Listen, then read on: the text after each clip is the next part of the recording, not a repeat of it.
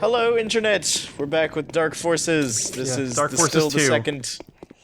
We are still darker and forcier than before, and we've got a lightsaber. So for those of you who don't remember, we have entered into the Imperial Palace in Baron's Head, and we just fought with the newly christened Dark Jedi Yoon, who's a young Dark Jedi who who really wanted to prove his worth by defeating a Light Jedi, which was Kyle Katarn.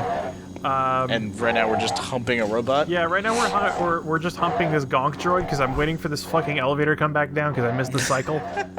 Nice. So yeah, this is the slowest elevator in the world. So we're trying right now. We've gotten into Baron's Head. We were trying to chase down AT-88. And we found him, and then he immediately escaped on a shuttle, and we had to fight a million stormtroopers and run past a bunch of ATSTs and fight a Dark Jedi. So now we're trying to get our way out. We know that he's on his way to. We were able to follow the money and found that he's going to receive payment on the Sulan Star. So we're trying to escape from the palace right now to follow him to that station and take him down and get the map to the Valley of the Jedi that he has. And that's what happened last time on Dark Forces 2. Yes, that's what happened in the story. I've been following it on Wikipedia because the game is very bad at delivering it. Yeah, I could not have told you like 3/4 of that. I couldn't have told you that, and I played the game twice. Yeah, jeez. Also in the background here, you're going to hear a TIE bomber doing strafing runs. You notice that in that last area, I just ran as fast as I could across the way and then force jumped up here. And that's because there's a bunch of TIE bombers that do strafing runs on the top of the palace for some reason. You'll hear the bombs start dropping here and kill a bunch of stormtroopers. Nice. That's good job there, Empire. The Empire basically treats stormtroopers like they're stamped out in a factory. So, I mean, that's how they treat their TIE pilots too. Unfortunately, that's how they treat everything. Most of them. At least until you're an ace and you get an interceptor. I mean, then you're just in a faster tin can. Like, that's really it. Faster tin cans make all the difference. That's true. That's true. Yeah, well, you don't got shields. There's gotta be a better way to make a living. So Kyle Katarn will keep saying this a lot for some reason. He's really desperately in need of a new job, you know? Also, that's all he's worried about. Also, one distinct improvement the lightsaber has is we do not have to blow open doors with thermal detonators like we did in Dark Forces 1. Thank God. Now you're going to see some beautiful Who is that genius. stormtrooper talking to? He's talking to the officer. This is the beautiful thing. The AI's trying to shoot at me from behind a door. Wow, that was evil. Kyle Katarn is an evil person. Look, hey, they were gonna. It was me or them, man.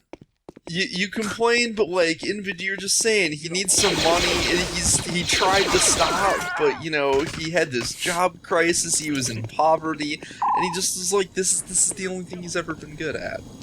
The housing market crashed. It's just been a bad year in general. The only way he could make a living was as a smuggler, and now as a Jedi. Actually, no, he's a former Imperial officer. What am I talking about? Yep. And like, remember when he was getting personal mission briefings from Mon Mothma? Yeah. Yeah, I don't think an illegal rebellion pays very well, though. Well, he was a mercenary for them. Yeah, they did pay him. But you know, the money goes fast. He's got like ship maintenance, medical bills, probably paying out a lot in damages. Yeah, no, Jan Orr's had that weird drug history that you had to get rid of. It's just bad times all around. Yeah, honestly, like the lifetime of an action hero, probably. Yeah, you probably spend a lot of time in triage and with medical and mechanical expenses. So I'm gonna throw a bunch of thermal detonators here because there's like 5 stormtroopers that all have rocket launchers. Also, this is where we get the rocket launcher. Blood spurting up. I wonder how those two things are related. I just love the fact that like they were just like, oh god, what's going on? Death falling from above. They probably just thought they were getting bombed by a TIE bomber. Yeah. Fuck, Is it not Tuesday again. again? You got to be kidding. So here's a point where I'm gonna spend a really long time trying to get a secret, because at this point in the game I'm still trying to get those. So I need to ride this air vent across this gap, but fun. inside the air vent is a small, tiny little nook that has like a revive in it or something. At this, I think secrets are tied into how many force points you get, so I'm trying to get all of them now, and this level has like 10 of them. Well, you fucked up already, I see. So that's the nook I'm trying to get to, and it's super friggin' hard to get to because there's an air current that's trying to push you up and out of this thing. Yep. And no matter what you do, it'll try and do that. So get ready for like 5 or so minutes of this. Not that long. Fantastic. Like a minute maybe. So I've started reading the Expanded Universe books now, finally. Oh, Yeah, what have you been reading? Tell me. I just finished up Death Star, and I'm about 3/4 of the way through Rogue Squadron. The first one? Yeah. Well, the whole series is called the X-Wing. entire series. Yeah. I couldn't remember if the first book was called Rogue Squadron or not. Yeah, the first I book's believe Rogue so. Squadron. I need to. Dan, what do you think? I'm trying to think about where I am right now. It's definitely Star Wars. I can say that. Yeah, it's a lot. It's a lot more Star Wars. Yeah, the first book is not the best, although it's probably even a little bit more enjoyable than Death Star was. I don't know. I liked Death Star. So Death Star had a lot of really cringeworthy moments in it, but overall, it's really capitalized on like it answered a lot of questions about like and turned a bunch of characters into from pointless, nameless antagonists into like people with emotions and feelings. Like one of the things you talked about in when we were talking about Dark Forces 1 was that there's a story. There's like 10 characters in the story who all have unique roles in the Death Star. 2 of them are Grand Moff Tarkin and Darth Vader.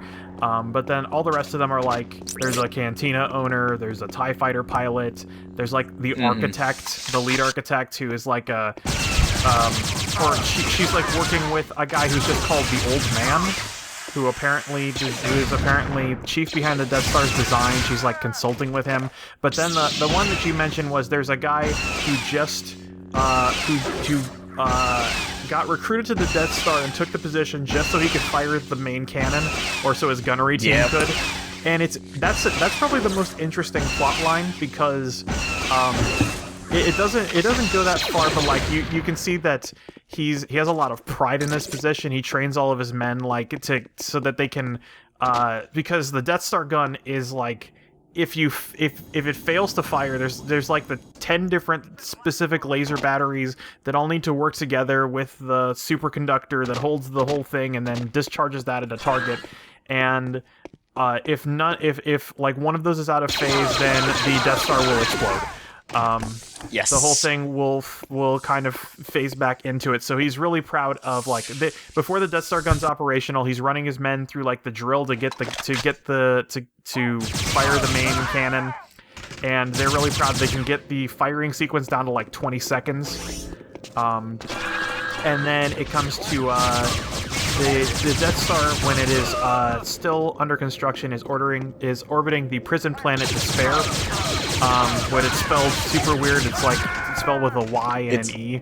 It's not just a Y. Despair has like 7 Ys in it. Like it's the science fiction writer problem of they had too many Ys, so they just slot them in anywhere they could. What am I going to do with all these Ys? But anyway, So many Ys. They're orbiting this prison planet, and the Death Star gun finally Death Star gun's finally online. So they wanted to test it. The actual first test is a Trade Federation cruiser that is being used by the rebellion, is carrying like 1,000 X-wings in it. Comes and they dispatch, which is crazy. Like that's actively crazy. Like, Well, so the thing is that they say that the rebellion understands that a standard attack against the Death Star is how about a lift out of here? Is like pointless because it's designed to repel an attack from large ships. So they send a shitload of fighters at it because what I mean is like. At no point during the rebellion did the rebellion possess 1,000 X-wing fighters. Like, that's so stupid. Well, I mean, you have to remember though, like, we only ever see fairly, for most of the books and most of the movies, we see fairly small-scale battles. Remember, this is a large galaxy that war is going, like, all across it. Like, even in the extended universe, canonically, income makes like 4 X-wings a year. Like, it's not. They're not like, robot mass produced. Like, so I the think the things are made at the rate of like F-18s. Like, it's really slow. I gotcha. Okay, so because the T-65 there's a lot of points in this where the media Bible was probably not adhered to too much. Yes, to say the least. I know that they say in there that the Trade Federation cruisers they were using the drone ships in there for a while. So AT-88 just met up with 2 other Dark Jedi. We're gonna meet them later. Stay sharp. Woo! I imagine we'll be dealing with them. Yeah, that's an interesting battle. And it's simultaneously interesting and frustrating, like all of the lightsaber duels in this game. But yeah, so anyway, the path of and I think the lead gunner's name is Rex. He's like the gunner commander. I'm gonna go over that so I don't have to climb through that tunnel. But he after an engagement where they use the Death Star main gun at like 5% power, blows up this cruiser like at full shields, full hull, whatever. And everybody has that Oppenheimer moment of I have become death, the destroyer of worlds. Tarkin's like, oh well, now we have I want to conduct a test of the Death Star gun's power right now. So we only have enough power to get the gun up to like 33% operational efficiency. So they decide to shoot the prison planet Despair with it, and it's at this point where the gunner starts realizing that he got exactly what he wished for and is regretting every moment of it. Because he blew up a prison planet, but the prison planet was like, because the Empire was, I don't know, trying to cut back on executions or something. I'm not sure. There's a really interesting sequence of them describing like how the atmosphere of the planet like instantly ignites and the oceans boil away, and like the really descriptive analysis of how the entire surface of the planet changes fundamentally from one shot of the Death Star gun. This looks interesting. And then it also goes to, I guess spoilers if you haven't seen A New Hope, it goes to, when he, because it's only this one guy and his team that are operating the main gun, to them blowing up Alderaan, and then the final sequence at the Battle of Yavin, where he, as he's firing the gun, he's just following orders, and at the end, he's pulling the switch to fire the main gun and just says, "I hope something stops this." And it's like even if I'm trying to like there's a whole sequence about his like regret for having like killed billions of people, and even if the Empire wins the war against the rebellion, that he'll never be able to live with himself again. Yeah, that's one of the things that always amuses me about Star Wars is that like the Empire is so impossible to like cohesively maintain itself because it is so mustache-twirlingly evil. Yeah. That like any story, most of the story about like the people, like the people that work for the Empire are like on purpose, like crazy. Like in the extended universe, it's mentioned that TIE fighter pilots are kept at like, hang on. I know that the TIE fighter pilots are supposed to only refer to themselves by like name and serial number. Right. Well, and also all of their ships are regularly rotated so they don't get attached to them.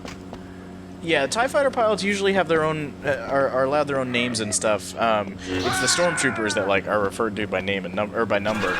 But TIE fighter pilots are also canonically kept on like the edge of ferocity, like actively emotionally abused and disturbed, so they are kept like rageful and like ready to go off at a moment's notice. And I mean, they need people who possibly even more than stormtroopers are given the role of, you're going to go in battle and most of you are going to die, guaranteed. yeah. Like, To the point that it's considered almost treasonous for starfighter captains and commanders to like try and care about their men. Like, it's crazy. Oh yeah, so I didn't describe this level well enough, but you notice there's a lot of fuel tanks here? And that's because... Are we on like some sort of mining facility or something? No, we're actually in the fueling station for the Sulan Star, and our plan is to sneak aboard it through the fuel lines. Got Come it. in handy. that's actually pretty... So I just picked up a key, although it's not immediately apparent that's what it was, and its location was weird. Because this is a video game. Also, are we skipping briefings or something? I think that there's supposed to. So the thing is, there's supposed to be a description at the top of at the loading screen for every level. But the thing is, because this game came out 15 years ago, and I have a partially solid state drive, the loading screen flies by in about half a second. Got it. So, so Kyle just said there's, oh man, there's fuel here. I should be careful with my blaster fire. So the secret part about this area is that all of the walls in this area are reflectively coated, and if a blaster bolt hits the fuel, the entire room explodes. Cool. Although it's not wholly like that, it's just mostly like that. So let me think. Oh yeah, there's also I think the TIE fighter pilot in Death Star. So I'm trying to get to a secret here, and I gotta nudge this little guy out of the way because otherwise I get negative force points for killing an innocent. So I gotta climb up this giant pile of fuel barrels, and then I have to blow all of them up, and that'll give me 2 different secrets. So there's a TIE fighter pilot that Death Star follows, who's like.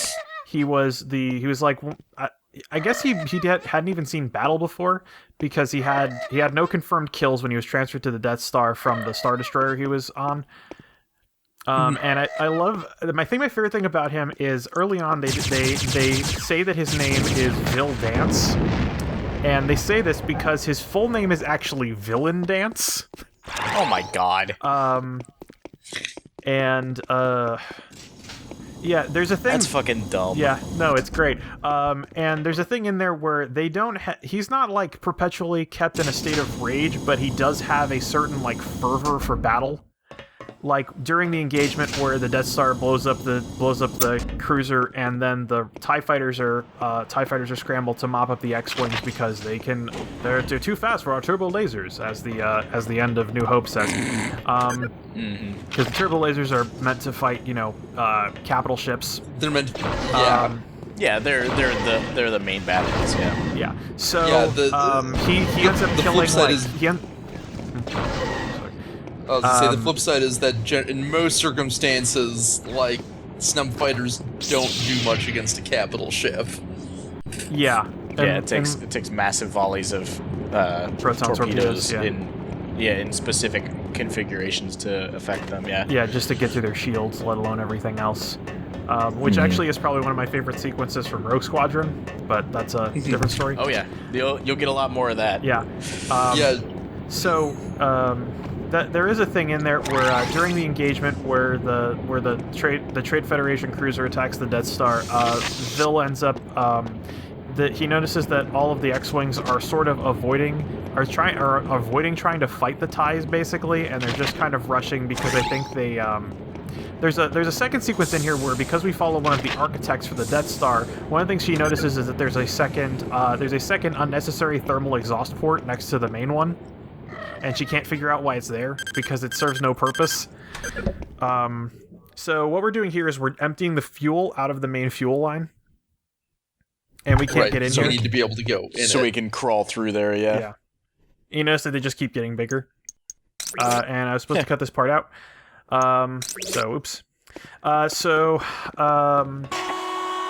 So he ends up making like a double ace because the X-wings are not trying to defend themselves at all and also their like carrier got destroyed, which is weird because X-wings have like hyperspace travel, so I don't know why they're coming at carrier. I mean, a lot of starfighters still get carried in capital ships because X-wing, like snub fighters that have hyperdrive capability are designed to be able to be long-range patrol craft as well as strike fighters, but you still need a squadron home base, and one that's mobile is more effective. That's fair. You can see the render distances in this game.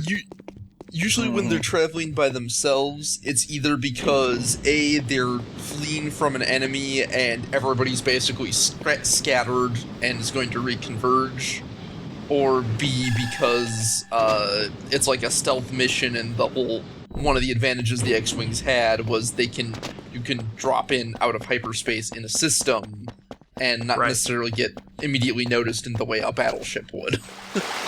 That's fair. Small fighter craft are more effective at specific at just conducting strikes if they're exactly. Like the X-wings seem distinctly laid out for good skirmish craft. Yes, that is their intended use is multi-role dogfighter and strike craft. Yeah, which is why they were the super preferred ship of the starfighter of the rebellion, because they had a very versatile skirmisher craft, which was exactly what they needed since they're always on the run. Since they're guerrilla force, basically. Exactly. Right. Yeah. But yeah, so the outcome of that thing, he ends up shooting down like 10 X-wings and makes double ace, but because it was an easy fight, he's disappointed basically. And that disappointment is noted, because he ends up hitting it off with the architect, because everybody ends up meeting in the cantina, which is how all of the characters in the story end up coming together, because they all. This book sounds bad, by the way. This book sounds really bad. I don't know. I liked it. It has a lot of implausibilities in it, but it was all right. This could also be this. I wouldn't know for sure, but I'm trying to remember when because Death Star was fairly recent, right? It was. I think 2008. I don't know. I have to remember. It's after Revenge. Actually, it's just after Revenge of the Sith came out. And you'll notice that because they mentioned because they mentioned things like midichlorians. Yeah. In fact, there's two different characters. There's two different characters in the... Yeah, they mentioned midichlorians, so they for some reason, they decided to preserve the worst part of Star Wars. That was probably before it was more or less decided that they were, more or less unofficially decided that they were never going to mention that again. I thought they decanonized midichlorians after, Episode 1, when they also decided that they weren't going to put Jar Jar in anything. I mean... They mostly don't mention it, but as far as I'm aware, there wasn't any official condemnation of it. They mostly just kind of whistle and pretend it never happened, because most people who write the books hate it. But most fans hate it. But you never know. Maybe a fan of Death Star who might have been more into the sci-fi than the fantasy aspects was like, yeah.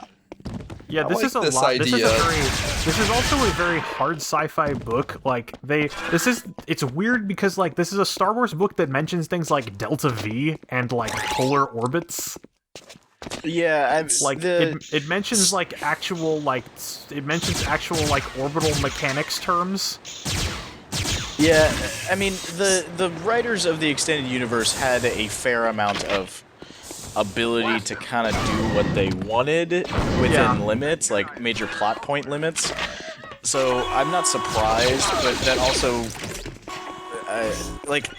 that sort of thing it also, in novels like that, it always rang really hollow because it's that's not what I'm here for. And also it mentions things like one of the TIE fighter pilots hears the sound of the launch ramp from his from the fighter bay and how it rings out only through his ship. And it's no, this is a space opera. We hear the TIE fighters making sound in space all the time. Yeah, exactly. You don't need to be... and then I took a missile to the face, but it's okay, because these missiles suck. Nice.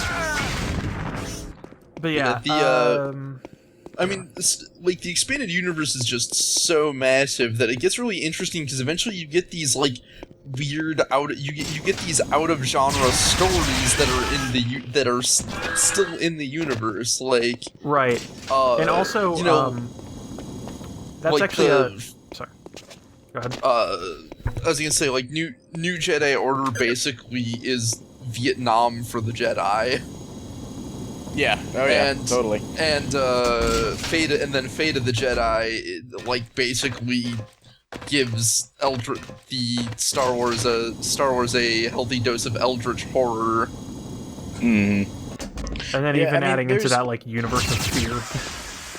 Or whatever. Oh yeah, and then they had the schlocky Goosebumps style horror books for like teenagers. Yeah, that they I read, had like, the Galaxy in of elementary Goosebumps. school. Yeah. I read the canon of the extended universe, I mean, there was reasons it was already getting broken up into different layers of canonicity before the Legends declaration was made. So that's one thing.